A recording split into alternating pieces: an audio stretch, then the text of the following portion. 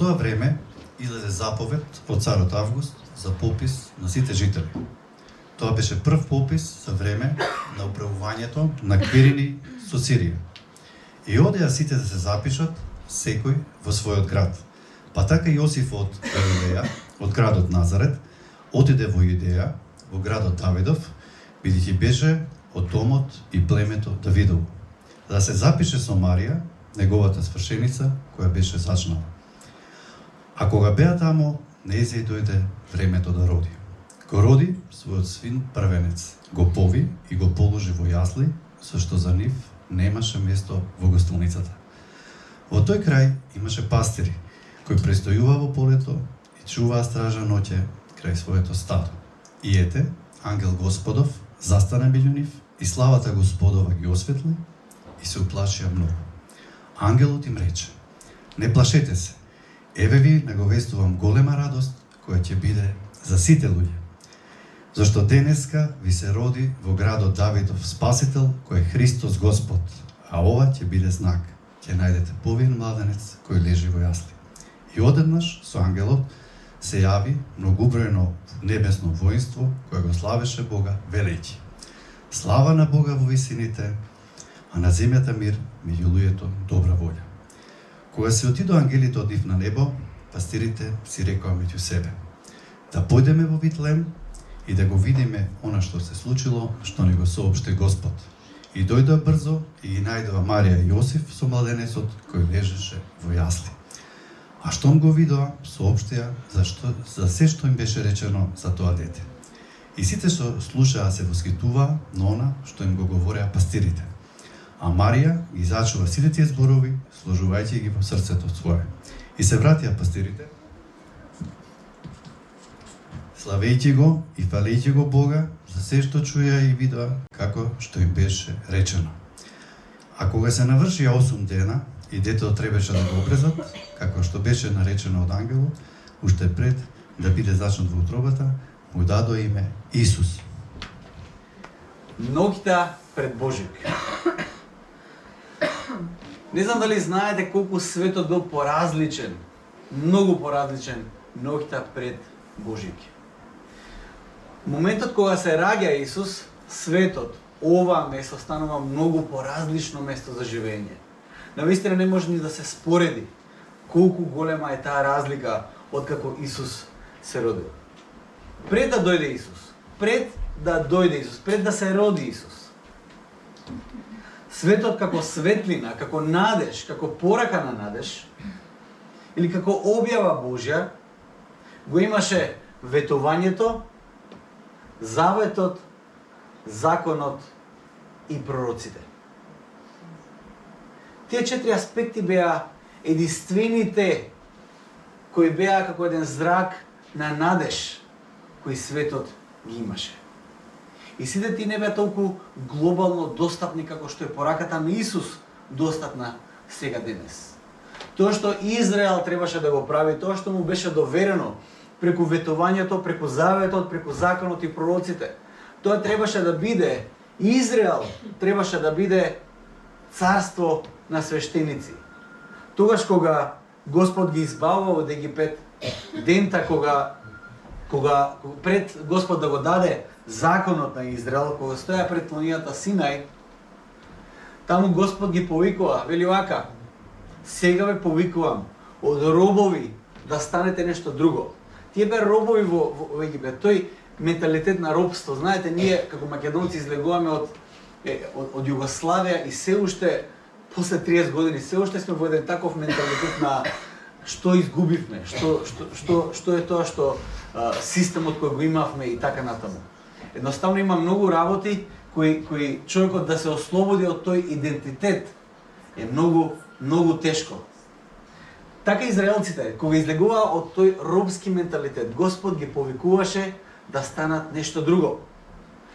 Господ ги повикуваше да станат онака како што тој ги нарече царство на свештеници.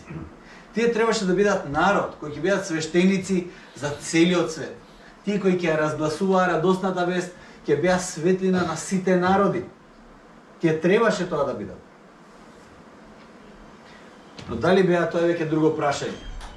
Целата приказна за Божјата објава и за Божјиот избор се темели на една единствена тема. А тоа е темата по милост. Мислите дека милоста доаѓа само со Христос кога дошол? Од самиот почеток, милоста Божја е двигател, милоста Божја е темата која се протега низ целата историја на човештвото. Има еден теолог кој пишува, библискиот теолог кој ја пишува историјата на Божјото спасение, тој ја нарекува германски теолог е, германски само тоа го знам, и сега ќе се пофалам малце, Хайл Гешихте. Тоа е, многу јако звучи, нели? Тој термин го користи за да опише да го опише Божјото делување во историјата на човештвото. А тоа е спасителната Божја историја. Тој така го нарекува тоа. Божјото делување во историјата на човекот е спасително дејствување од самиот почеток до самиот крај. Но да видиме како беше светот пред Христос и како тој свет се смени со неговото доаѓање. Прво го имаме ветувањето. Битие 3 глава, моментот кога Адам и Ева беа паднати во грев. Бог во тој негов диалог таму ќе каже вака: јас ќе поставам непријателство помеѓу тебе и жената. Бог се обраќа на змијата, на сотоната, на оној кој го измами човекот во грев. Вели: јас ќе поставам непријателство помеѓу тебе и жената, помеѓу твоето семе и незиното семе. Тој ќе ти ја сотрува главата, а ти ќе му ја сотруваш петицата. Ветувањето кое беше дадено во тој момент, ветување кое беше за Адам и Ева, за целото човештво, тоа ветување не беше никако по заслуга. Ако мислиме дека сме заслужиле нешто, ветувањето кое Господ го дава не е по заслуга. Тоа се случува во најсрамниот момент на Ева. Тоа во вистинска смисла на зборот стои гола пред Бог. Гола телесно, гола душевно стои пред тај соголена. Нема ништо со што ќе го прикрие нејзиниот срам. Во тој момент Господ дава надеж. Господ дава ветување. Бог направи нешто прекрасно. Во најголемиот срам на човекот тој дава ветување. Тоа не беше по заслуга. Тоа, драги мои, е милост. И Господ, како што продолжува текстот, им направи облеки од кожи на човекот и на неговата жена и ги облече. Бог ги облекува, се грижи за нив, како своји деца.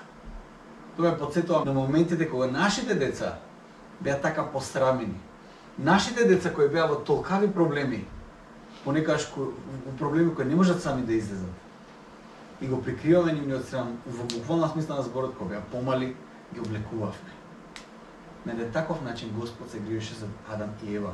Во еден таков долен момент Господ им дава ветување. Доаѓаме во втората работа, заветот. Во Битие 15 глава го гледаме заветот кој Господ го склучува со Авраам, прататкото Авраам. Авраам кој е татко на многу народи. Една од тие работи, една од тие теми кои ги зборував тука еднаш беше дека ветувањето кое Господ му го дава на Авраам. Можете ли да замислите дека сега има 3 светски религии? Христијанството, исламот и јудаизмот, чиј корен и почеток го гледаат во Авраам, татко на многу народи. Кога Господ го склучува тој завет со Авраам? Заветот кој Господ го склучува со Авраам е во неговата најголема слабост, а тоа е потомството. Во библиската наратива гледаме дека Авраам беше многу стар, неговата жена Сара беше во подминати години и како што вели писателот на Библијата, нејзиното време за бебе веќе беше поминато. Таа не може веќе да има бебе. Приказната за повикот на Авраам и тоа ветување на Авраам се темелеше токму на тоа што Авраам не можеше да го има, а тоа беше наследник. Во тоа Господ го склучи заветот со Авраам. Во тој момент, кога Авраам се наоѓа на дното, кога нема наследник, Бог ќе каже вака. Видете што се случува. Кога Господ го склучува тој завет со Авраам. А кога сонцето зајде, и падна густа темнина, ете, дим како од печка, а огнен пламен помина меѓу расечените делови. Што се случува тука? Тоа е малце нејасен текст, ако го извлечам надвор од контекст. Господ му ветува нешто на Авраам, му ветува наследник, му ветува земја, му ветува дека ќе биде благослов за многу народи. И Господ вели вака, за да бидеш сигурен дека тоа ќе се случи, земи, направи жртви, неколку, ќе ги поделиш на две страни и што се случува? Господ поминува како густ облак, како еден пламен стол поминува низ двете жртви. Не Авраам, туку само Бог помина во средината помеѓу двете жртви. Зошто е тоа важно? Пред некој ден доаѓавме тука нека црквата и децата ме прашаат: тато, што е тоа нотар? Јас викам вака. Тоа е кога две странки, вика, што е тоа странка? Комплицирано. Што се случува? Ова што го гледаме овде во овој момент е нешто како нотар во античко време. Кога две странки склучуваат завет или договор, некаков нераскинлив договор, тоа се случува во контекст на принесување жртва. Преку која жртва? Послабиот од тој договор поминува во средината и на некој начин се заветува вака: ако јас сум таа странка која ќе го поништи или нема да го испочитува тој договор, тој завет кој сме го склучиле, на некој начин се заветува дека тоа што се случило на овие жртви кои се поделени на два дела, вели вака: тоа проклетство нека падне врз мене. Тоа што е интересно е дека кога Господ склучува завет со Авраам, јас мислам дека излишно се праша кој беше послабата странка во тој завет. Но не беше Авраам кој помина помеѓу жртвите, туку беше само Бог. Бог ја зеде таа позиција како на послаба странка и се заветува дека тој ќе го испочитува тој завет до самиот крај. Тоа беше заветот, втората работа. Третата работа, која кажав како светлина пред Христос, беше законот. Ние како генерација после, да кажеме, сексуалната револуција и љубовната револуција, како сакате да наречете во 60-тите години, ние мразиме закон. Тоа е постмодерната. Ние мразиме закон, мразиме некакви структури, мразиме се што нас не става во некаков фрейм, некаква рамка на делување. Едноставно се такви сме, бунтовни сме од сам старт. Не сакаме шаблони. Или шаблони сакаме, ама тие што на нас не се допаѓаат. Законот на Мојсей е даден по милост. Како и на нас да не звучи тоа. И покрај непослушноста и маловерноста на Израел, Господ го дава законот на израелците. И знаете ли кога тоа се случуваше? Во моментите кога, откако Господ ги изведе од египетската земја, кога ги направи сите чуда, кога го подели Црвеното море низ кое тие поминаа, кога го видоа пламенот кој се спушти на планината Синај, кога го видоа тоа треперење на планината, тогаш, додека Господ го даваше законот и го пишуваше со својот прст на тие камени плочи, тогаш кога израелците играа пред златното теле, се поклонија на тој идол, затоа што Мојсей го немаше подолго отколку што тие што мислеа дека треба тоа да се задржи. Во тие моменти, кога играа пред златното теле, Господ го даваше неговиот закон на Израел. Која иронија?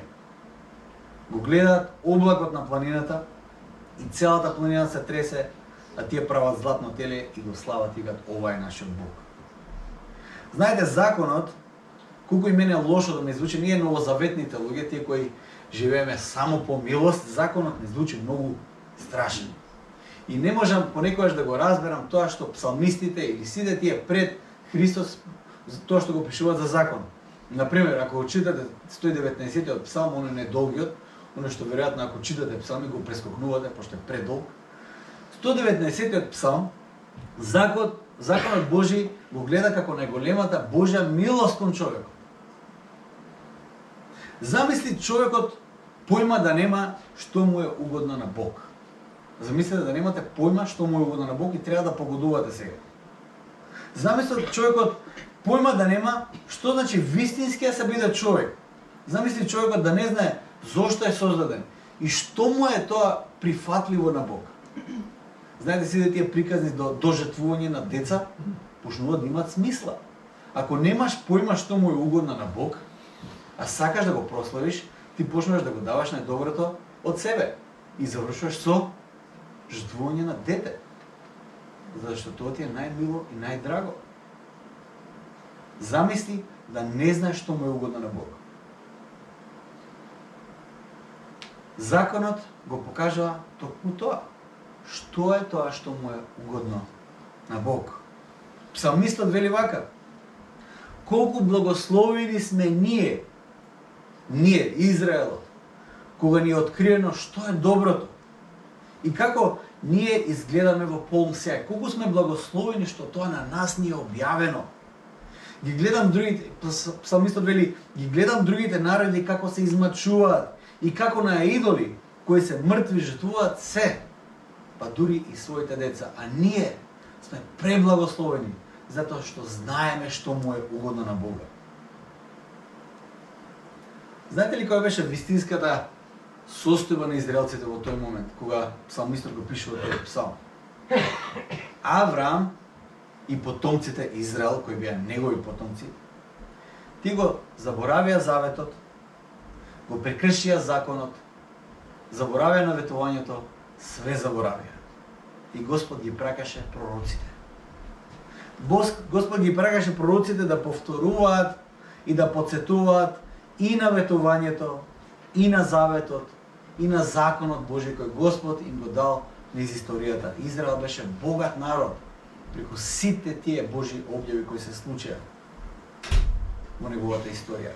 Можеби денес ќе се прашате: па добро, зошто Бог не е појасен малце? Дали некогаш сте дошли до таков заклучок? Ако Бог беше малку појасен што сака, можеби полесно ќе беше да се направи тоа. Искрено и муслиманите сметаат дека они се посупериорна религија од христијанството, затоа што кај нив е многу јасно тоа. Значи 5 пати на ден молитва, во толку саат точно молитва, добрите дела се тие, од прилика тоа е филозофијата. Треба само да направиш повеќе добри дела отколку лоши. Ерго спасен. Можеби ќе се прашате зошто Бог не е појасен или подиректен во тоа што го бара, пошто многу е онака опширно, не знаеш точно што бара Бог. Зошто има толку мистерија во односот со Бог? Има многу мистерија, многу нејасноти, многу недоречености. Како прво, само тоа ќе го кажам, затоа што се работи за однос, мора да има мистерија. Јас понекогаш многу сакам да знам Фани точно што сака. Да го направам тоа ти 2 чекори, 3 чекори до среќен брак. Книги милиони има така. Ама сепак има премногу разводи, премногу несогласувања. Значи, не е толку едноставно. Постои некоја мистерија на односот која не е толку едноставна. Затоа што е однос. Па така и во односот со Бог. Постои мистерија затоа што е однос. Бог не е систем. Бог не е автомат кој ти знаеш точно како да го задоволиш, како да го освоиш и да го ставиш во джеп и да кажеш тоа е тоа. Има мистерија што Бог е личност. И пред се тој што вреднува е однос. Тој Авраам го гледаше како пријател. Бог го вреднува односот и затоа не е автомат. И тоа е богатството кој ние го имаме со нашиот Бог.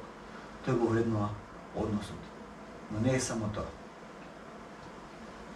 Ако се прашувате зашто Бог не е толку појасен, подиректен, тоаш јас да прашам што да правиме со законот во Стариот Завет? Сте го читале законот?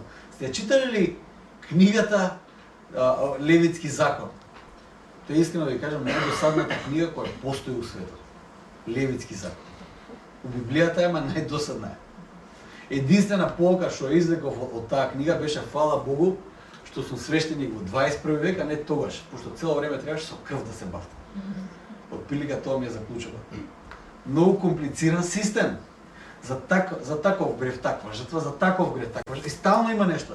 И искрено да ви кажам, законот во тој момент влегува во аспекти на гревови, на жртви, на системи кои едноставно не е можно да се потребат стално да убиваш животни. И законот е многу јасен. Многу прецизен. Законот беше толку прецизен што го анализираше човечкото однесување до детал. Не анализира скоро до детал. Законот во Стариот Завет е систем со кој се управува општеството. Цело општество се управува. Не само ти како индивидуа. Цело општество има општествено уредување во законот. Како да изгледа една држава. Така во суштина требаше да функционира Израел. Од мојот заклучок е дека не е во Божјата прецизност и јасност, туку во нашата слабост и неможност да се достигне и живее во тој стандард. Едноставно нема шанси ние да го живееме тој стандард. Многу е прецизен, многу е јасен на дадени моменти, но ние немаме апсолутно никаква шанса да го исполниме тој висок стандард. Се додека не дојде Исус. Со доаѓањето на Исус се промени. Моментално јас сметам дека ние не сме ни во состојба да го замислиме светот без Исус. Не можеме ни да го замислиме. Како би изгледал светот без Исус? Например, жртвениот систем. Според израелскиот закон, тоа што законот им се случи на израелците е најдобрата работа што им се случи на нив во историјата. Значи, јасно покажа што Бог сака, што му е мило на Бог и што Бог бара од нас. Но дури и тој прекрасен закон, таа прекрасна милост што ја добија израелците, во споредба со Исус, тој закон стои како проклетство. Затоа што тоа што Исус го донесе и го направи е толку подалеку и толку поубаво од законот кој Израел го доби во тој момент. Христовото дело е толку многу подрагоцено. Тоа што Исус го остава не е нешто кое можеш денес да го ставиш во легислатива за да се управува општеството. Понекогаш ние христијани сакаме општеството да се управува со нашите закони затоа што е поправено општество. Јас ќе ви кажам дека окей тој импулс што го имаме, јас ќе ви кажам тоа не е можно. Ќе ви кажам и зошто. Пример, како ќе го ставиме во легислатива ова? Левата рака да не знае што дава десната. Тоа е Христов закон, тоа не е препорака. Христос вели вака, вашата дарежливост треба да биде ваква. Левата рака тоа што го дава десната да не го знае. Како ќе го ставиме тоа во легислатива? Малце потешко. Како ќе го изгласаме тоа? Или принципот, например, ако дури и кажеш на твојот брат безумник, како да си го убил? Како што треба, значи сите јас сметам искрено дека сите од нас треба да бидеме судени за убиство. Затоа што Христовиот стандард е многу повисок од оној кој ние сакаме да ни е многу јасно што да направиме за да го заработиме спасението и милоста Божја. Не можеме. Вистината е поинаква. Исус нас, зошто ги дава тие работи Исус? Исус нас не спрема за еден друг свет. Додека во овој целосно зависиме и се подпираме на неговата неизмерна љубов и милост.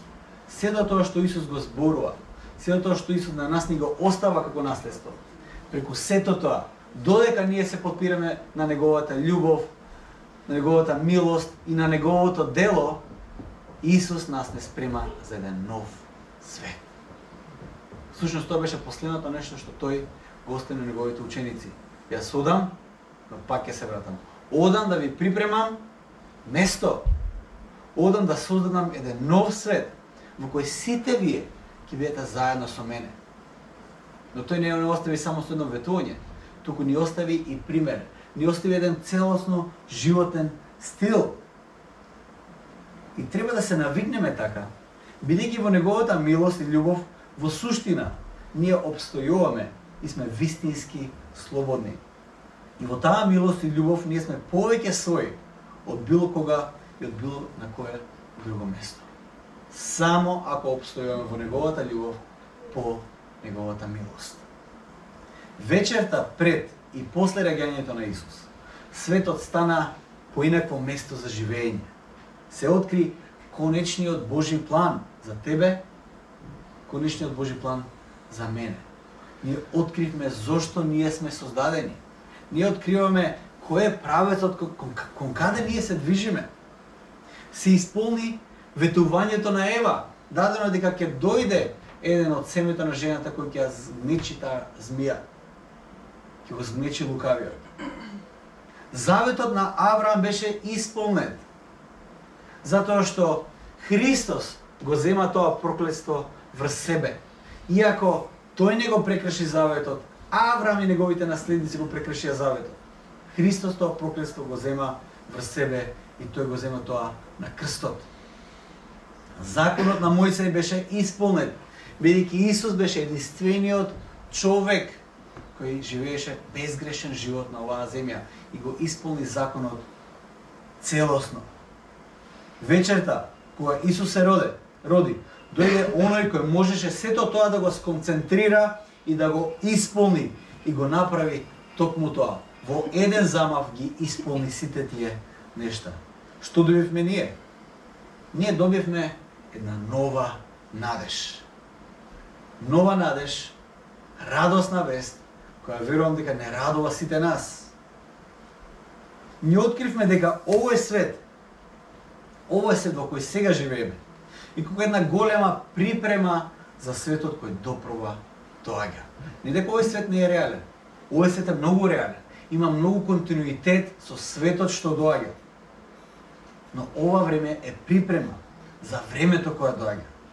Ние сме тука на овој свет како на едно патешествие. Можеби сега ти е малку нелагодно. Можеби е тешко. Како јазикот на љубовта. Понекогаш што јазик е многу тешко да се зборува во овој свет. Многу пати кога го зборуваш и кога живееш јазикот на љубовта, луѓето ќе те сметат како нешто ти фали. Ти треба да се снајдеш, треба да искористиш колку што можеш. Јазикот на љубовта не секој го разбира. Но ако сега го учиме да го зборуваме тој јазик, еден ден верувам дека на тој јазик ние ќе пееме. Бидејќи јазикот на љубовта е јазикот кој ќе го зборуваме цела вечност. Исус сега ни го остава токму тој јазик.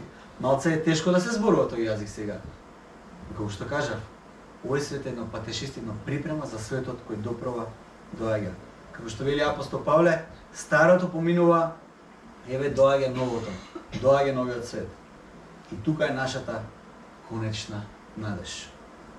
Јас ќе ви оставам неколку аманети за ова нова година. Како псалмистот во првиот псалм ќе каже: нека Божиот закон ти стане омилен. Нека Божиот збор ти стане омилен. Читај го Божиот збор. Божиот збор е неверојатна милост искажена од Бог кон нас. Неверојатна милост. Неискажлива милост. За нашата генерација, како никоја друга генерација претходна, достапноста на Божиот збор за нас, кон нас, ни е при рака постојано.